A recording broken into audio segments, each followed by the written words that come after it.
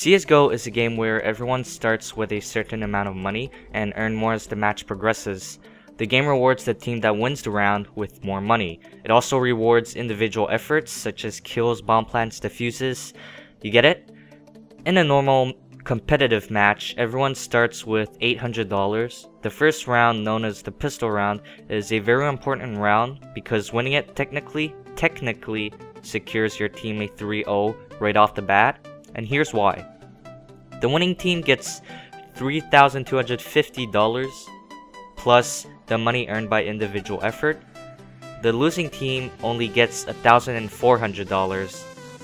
This means that next round, the losing team will be put into a situation where they would decide to save or light buy.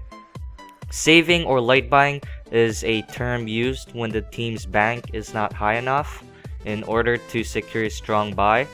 Rifle plus armor plus nades. The team will prefer instead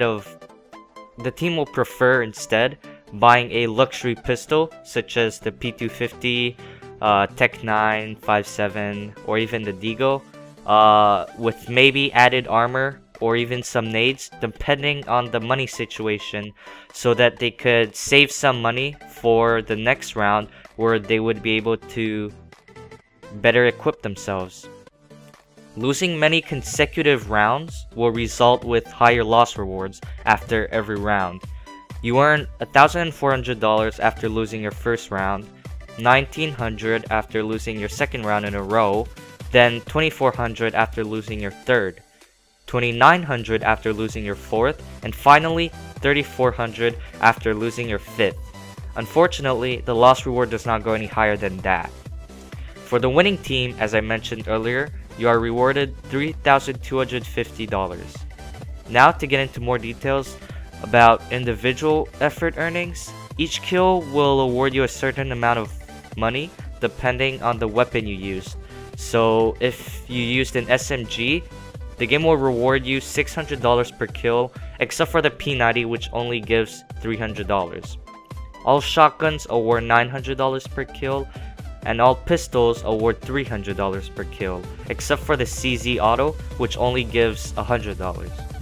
Rifles award $300 per kill, except for the AWP, other known as OP, which only gives $100.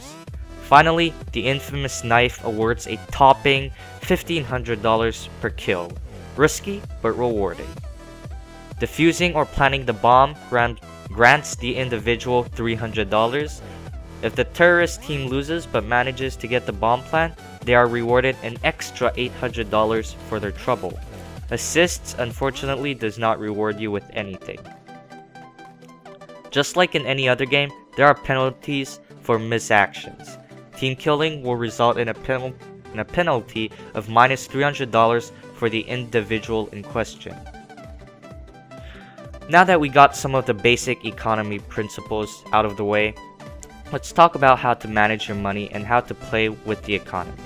Force buys are seen a lot in the pro scene and is a great way to surprise your opponent.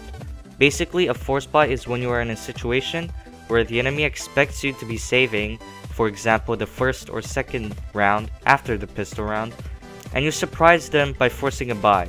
In other words, buy what you can with the limited money you have. Popular force buys include Tech 9, 5.7 CZ armor, and with nades, or even FAMAS/Galil if you can afford it. The Scout is also a great choice. This is a great tactic to pull out once in a while, or when you think that the money on the other team isn't that good and that you actually stand a chance. Force buys, just like knife attempts, are risky but rewarding, as it cripples the enemy's economy, allowing your team to build some bank. The most common force buy in the current meta is the second round force buy. The thinking behind it is that the enemy doesn't have incredible amounts of money to afford all buying rifles, so after buying all their stock, they are necessarily on a low bank, which means that winning the second round will absolutely decimate their money. For terrorists, the Tech 9 armor is a deadly combo, especially when everyone is running it and going into close quarters. when on a save round, the way I think about it is that if you want to afford a good solid buy for next round, you want to at least have $2,000 after your buy. Because say you lose your save round, which is the most probable outcome, you will be rewarded $1,900 or more. 2,000 plus 1,900 equals 3,900, which allows a terrorist to buy AK armor and a flashbang, which is the bare minimum you want. Keep in mind, it's much more expensive to play as a CT player, so you might be finding your team to be saving much more often. Remember, CSGO is a team game, so you cannot decide on yourself to force buy or save. The team must act as one. There can't be one person saving and the other one force buying. After saying this, there might be some moments where one player has $10,000 and the other 4,000. In this case, the player with 10k should drop a weapon to the player with 4k, so that the money stays balanced in the team, and also so that the poorer player gets to buy a full set of nade. That's about it. As for money managing, I hope this video was clear and you guys pulled something out of it. Don't forget to drop a like, I'm about to die, and subscribe for more. Astro here, signing out. Deuces.